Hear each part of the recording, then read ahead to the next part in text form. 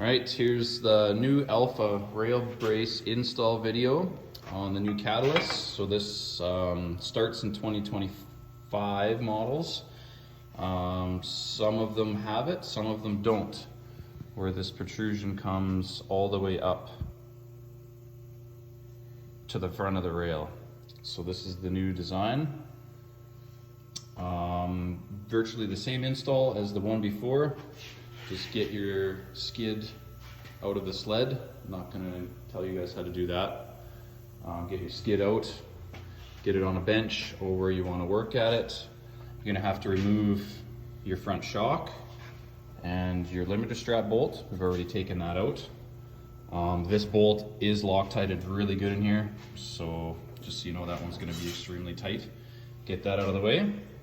And we're going to need a couple basic tools. So for these, you're definitely going to need an air riveter or a very strong riveter, since these are stainless rivets. These are all the same size rivets, so there's no confusion. And you need a good drill and a 3/16 bit and a rubber mallet or a strong fist to tap this on there. They do pop on pretty easy, and we'll get going here. All right, we got it in place, kind of tapped it down. We're going to start at the back. We're going to rivet these two in here. This is the thickest part of the casting, so we're going to drill this through, squash these two rivets, and then we can go to the front and we'll put a little clamp on here, pull this down, rivet these front two sides on, and then we'll work our way front to back, drilling and popping rivets in. Okay, we've drilled our back two holes here. This casting's pretty thick, so just be careful when you drill through. We've kind of wedged it against something here that isn't going to move.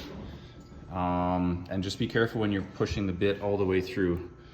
It sometimes can have a tendency to hit ricochet off here and break your bit, so just be careful at the end when you're pushing that last little bit through. We're going to plug these back two rivets in.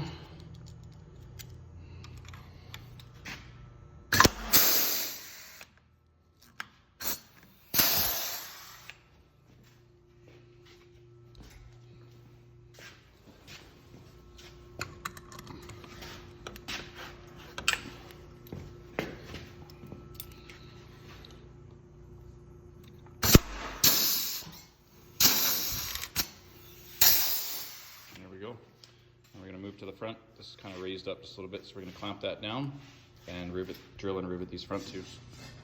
We just got a wood clamp here, the towel on so you don't scratch, and we're just going to drill these two out and pop the rivets in.